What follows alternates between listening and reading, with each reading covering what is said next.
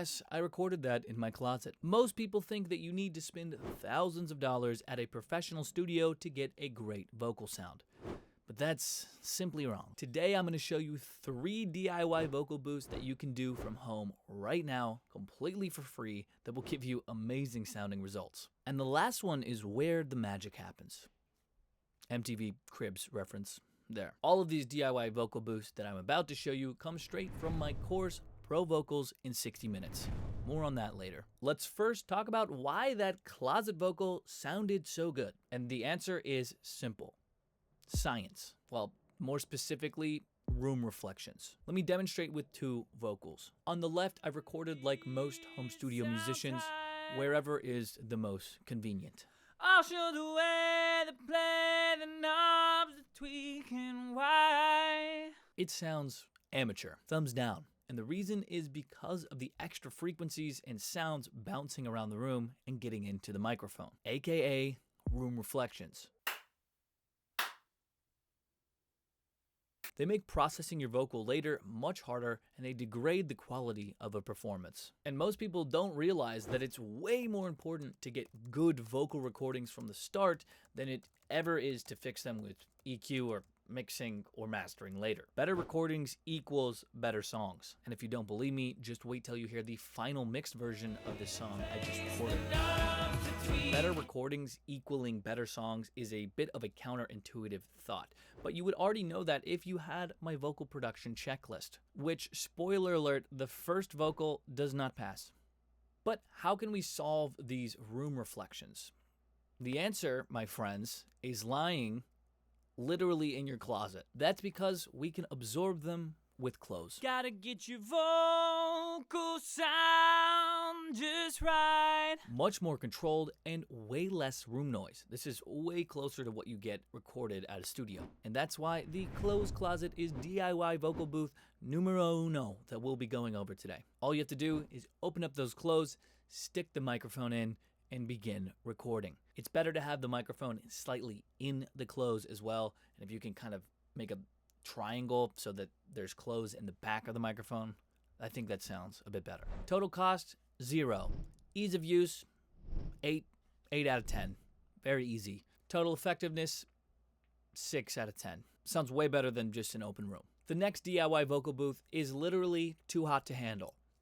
At least that's what I was thinking as I began recording my vocals. For the second booth, you'll want to find the thickest blanket you got lying around. And all you're gonna do is throw it over your head and start recording. It looks ridiculous, and if somebody walks in on you doing this, they might question your mental sanity, but it is surprisingly effective. Gotta get your vocal sound just right. And maybe not so surprisingly, it is an absolute oven under there.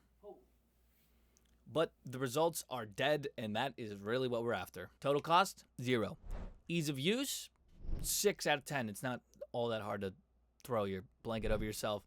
And effectiveness, 7 out of 10. I think this one sounds better than the closet. However, there is an easy upgrade that you can do to this blanket method that will give you a little bit more breathing room so you don't have a heat stroke. And that method involves a door. Take that first blanket and drape it over a door frame. Then take a second blanket and drape it over that first blanket. Then you want to take an extra mic stand is what I used here, but a lamp will work as well. And you're going to use that to drape that second blanket over the top of your head. Gotta get your vocal sound just right. And there you go. You got mini vocal booth 2.5. It's not quite as dead as the first blanket version, but in my opinion, the trade-off is well worth it so that you're not recording in a sauna. Total cost, 0. Ease of recording, it's a little bit more setup, 5 out of 10. And sound, 6 out of 10. And finally, we have my personal favorite vocal booth.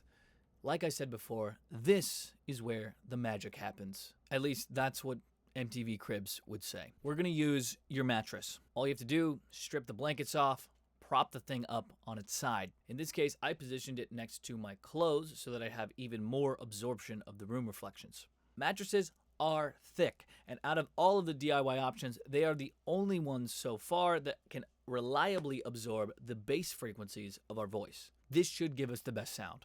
Gotta get them harmonies sound tight. I personally used this mattress DIY setup in one of the echoiest apartments I've ever lived in for over 2 months, so don't sleep on it. Well, you should sleep on the mattress, but don't discount it. Total cost, $0. Ease of use, this one is kind of a pain, 2 out of 10.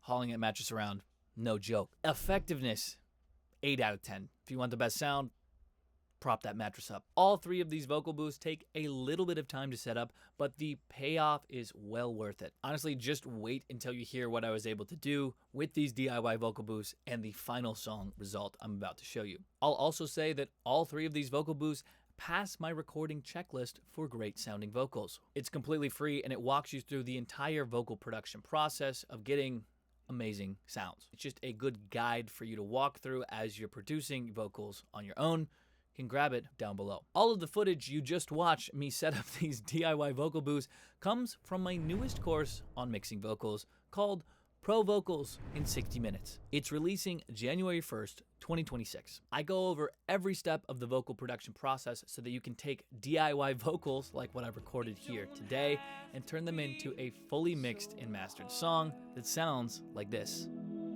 Gotta get your vocal sound just right. Gotta make them harmonies sound tight. And that's all only using stock plugins. If you like this video on DIY vocal boosts, I would highly recommend checking out this video right up here on DIY acoustic panels. It's one of the best ways to improve your recording sound from home.